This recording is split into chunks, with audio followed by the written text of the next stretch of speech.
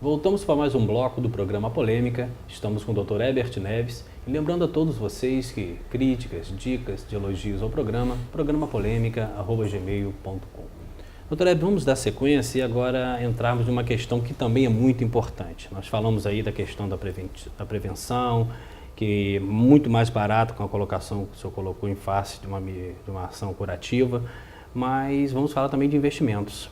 Uma saúde de qualidade, ela precisa também de investimentos, de estrutura e de cumprimento dos contratos de saúde com as empresas públicas, com as empresas privadas.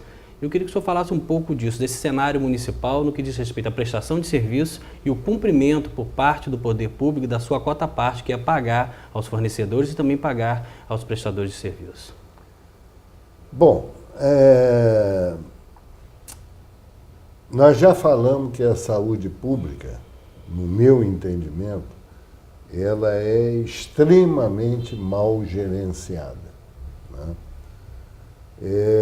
A saúde privada, ela é penalizada pela ausência de compromisso do governo em pagar pelos serviços prestados. Nós estamos falando de um serviço, de um governo propriamente dito, ou você está falando de uma forma geral? Não, estou falando do governo municipal. Estamos referindo ao governo da prefeita Rosinha. Governo municipal, né?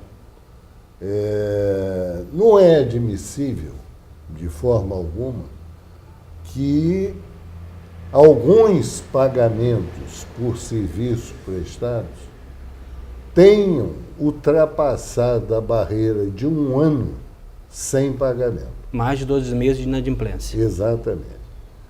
Então, isso tem hoje nos criado situações dentro da medicina privada que atende ao serviço público, situações até de constrangimento, porque você não recebe do serviço público e, por essa razão, você não pode repassar ao médico, né, o serviço, o valor do serviço dele que ele prestou.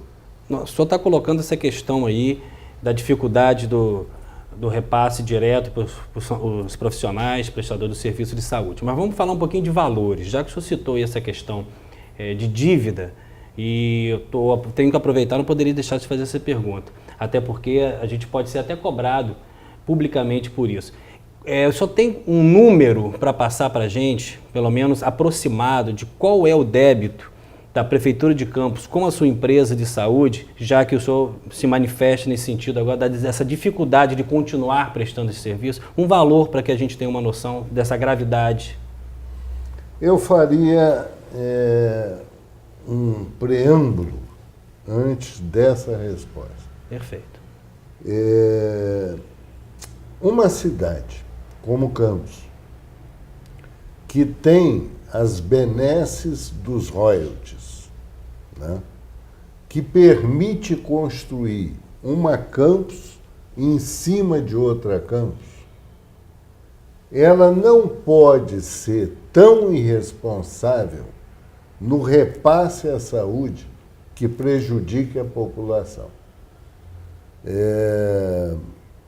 Eu teria que entrar em outros, vamos dizer assim, em outras situações que, na realidade, de repente, eu estou me antecipando, porque eu não sei a ordem das suas perguntas, né?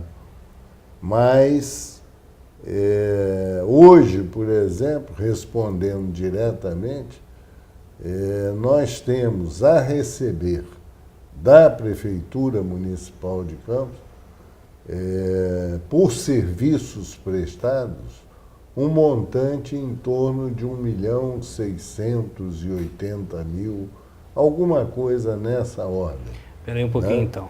A Prefeitura de Campos deve ao Grupo de Saúde do senhor uma bagatela de aproximadamente R$1.600.000 de serviços já prestados? Já prestados. Todos eles já prestados? Todos eles já prestados. Quanto à bagatela, eu deixo a seu critério, porque para mim é uma cifra importante. Né? R$1.600.000. 680. Voltando só um pouquinho, o senhor tocou a questão do royalty. Eu queria que o senhor falasse um pouquinho dessa visão que o senhor tem de royalties para campos, porque se discute muito aí da aplicabilidade dele, da utilidade, da eficácia dele nessa construção, na melhoria desse município. Royalties para campos tem sido um bom negócio ou um mau negócio? Olha, royalties, para mim, dentro do meu conceito, é um indutor à corrupção. Se você analisar os royalties que são recebidos, né, entram milhões e milhões no caixa da prefeitura. Recentemente, salvo engano, a título de participação, a prefeitura recebeu 152 milhões, né? E esse dinheiro que entra não tem nenhuma fiscalização, né? É um dinheiro que o gestor municipal utiliza a seu bel prazer. Você não tem fiscalização do Tribunal de Contas da União, você não tem fiscalização do Ministério Público Federal, você não tem fiscalização de nenhum órgão de auditagem e de fiscalização.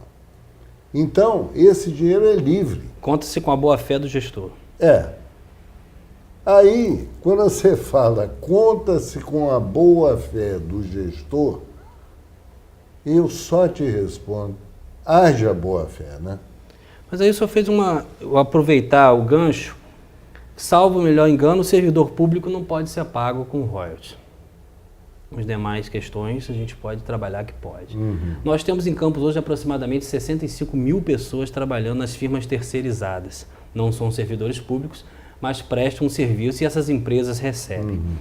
O senhor é empresário e vive também do investimento e do lucro e também com hoje, segundo o Ministério do Trabalho, o maior empregador do município. Então tem uma preocupação com essas famílias que estão aí, que direto e indiretamente dependem da empresa.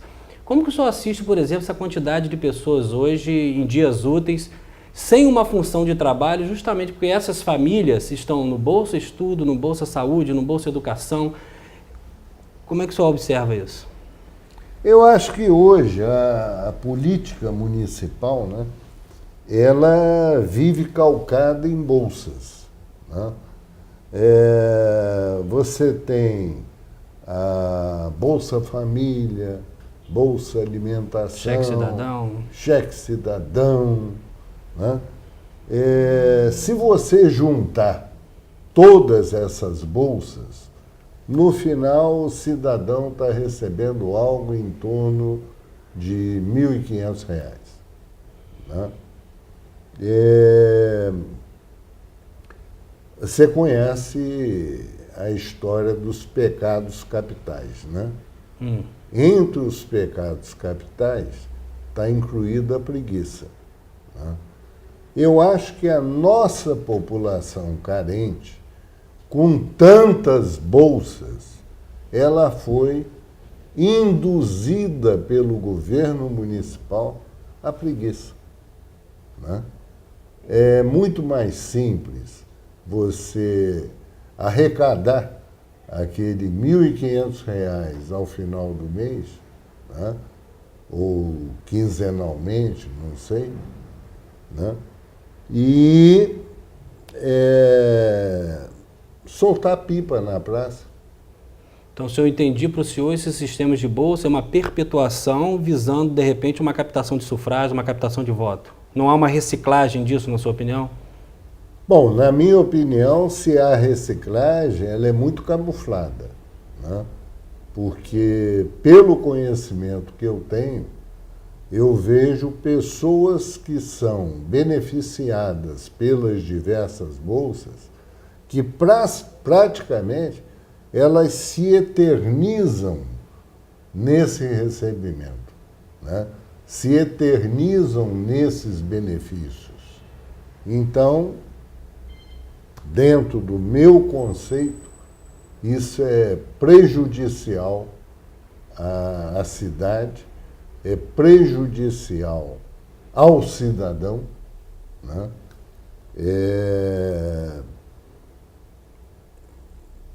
Induz o cidadão ao pecado capital da preguiça.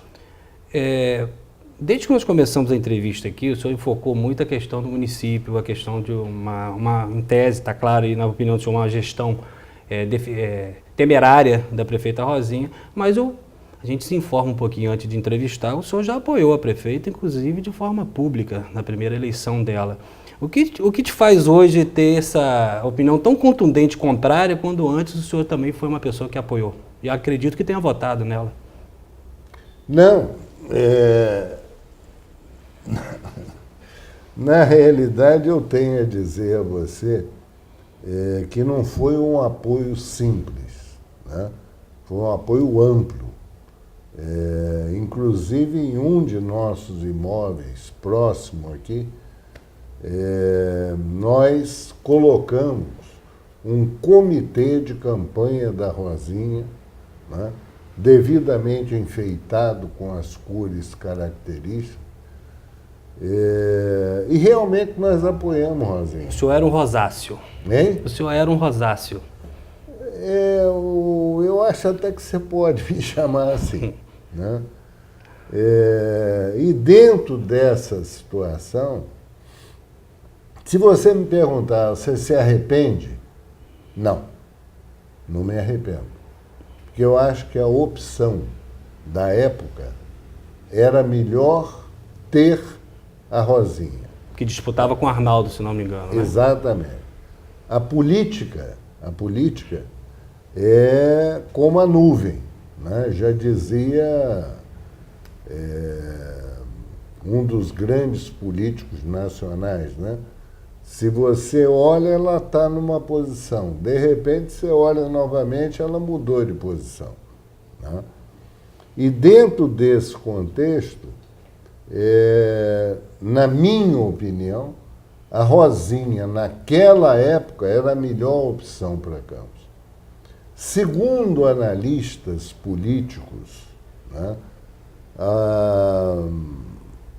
um deles, já falecido, mas que era de grande respeitabilidade na opinião da comunidade, ele chegou para mim e falou: olha, parabéns, o Grupo Imine deu para a Rosinha a eleição na pedra.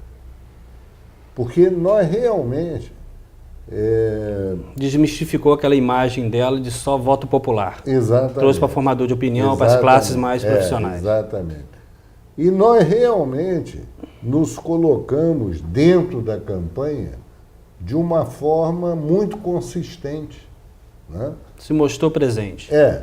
O nosso pessoal, e quando eu falo nosso pessoal, eu falo com muito orgulho, porque raras são as empresas que têm um espírito de corpo tão grande como o Grupo Imine, né? Hoje nós estamos entrando na área de comunicação. Que nós vamos falar dela depois. Mas esse espírito de corpo já é presente também na área de comunicação. É praticamente uma sequência em relação ao desenvolvimento de relacionamento que nós mantemos com as pessoas que conosco trabalham. Então, só para a gente fechar esse bloco, então, só para deixar claro, o senhor se permitiu em acreditar na Rosinha e depois desacreditar, pautado na prestação de serviço dela como gestora. É isso? Não, eu diria... O que era um apoiador, hoje é um adversário ideológico. Nós temos que fazer igual ao futebol, né? Nós temos que colocar o primeiro tempo e o segundo tempo. No primeiro tempo, a Rosinha foi eleita, né? Teve nosso apoio. Como eu te disse, segundo analista político... Importante na pedra. Importante na pedra. Nós fomos de suma importância para que ela tivesse atingisse êxito, né? O êxito nessas zonas eleitorais, né? Daqui. Exato. E o segundo tempo? Né? O segundo tempo foi a reeleição. Né? Aí nós não tivemos participação. Mas o que nós podemos dizer desse segundo tempo? Nesse segundo tempo, quando ela se elegeu, a primeira conduta que ela teve foi pegar o diploma de prefeita e entregar ao seu marido Garotinho. Mas esse é um tema que requer um pouco mais de tempo. Nós vamos ao intervalo e vamos voltar com essa questão. Nós estamos aqui com o empresário Dr. Herbert Neves, vamos ao intervalo, daqui a pouco a gente volta.